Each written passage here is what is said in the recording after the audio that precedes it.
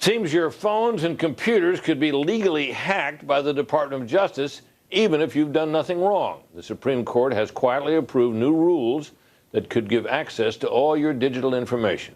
Fox News chief legal correspondent Shannon Bream is here to explain. Good evening, Shannon. Good to see you, Britt. Well, the Justice Department could soon have these sweeping new powers to hack into the phones and computers of millions of Americans. As Britt said, even if they're not accused of doing anything wrong, that is, unless Congress puts a stop to it.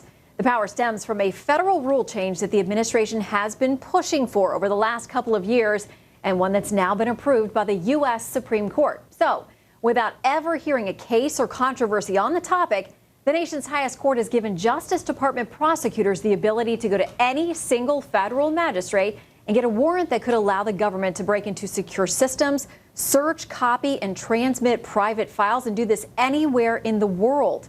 The administration says it's a necessary change because of the ability of suspects to anonymize their locations.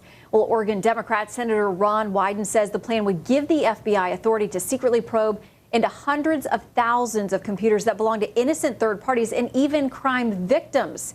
Speaking out against the move, Google said this, quote, "It invariably expands the scope of law enforcement searches, weakens the Fourth Amendment's particularity and notice requirements, and opens the door to potentially unreasonable searches and seizures. Only Congress can put the brakes on the plan, but lawmakers would have to act swiftly in the midst of an election year and potentially into a lame duck session.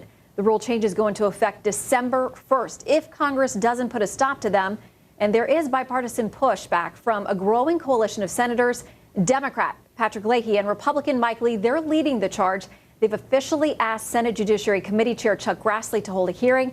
Britt, no word tonight on whether Grassley plans to do so. Lee's office says they're still waiting to hear back. In the meantime, Wyden says he is going to introduce legislation and try to get it done before that deadline. Now, I'm a little surprised to hear the Supreme Court just kind of did this. Now, you mentioned that there was no case filed, right? So what is this power the Supreme Court was exercising, but with no case before it? Right. Well, the federal judiciary has different rules committees, and they proposed changes along the way. It's something that the administration, through the Justice Department, has been pushing for. So all these recommendations then bubble to the Supreme Court, which has now approved these amendments. So only Congress can stop it. So this is a power the court has always had, and it's just we don't hear about it, right? Right. It's something that's done very quietly, and that's why these senators are getting together to sound the alarm, because they say it'll be over before anybody has a chance to object. All right, Shannon, thanks very much.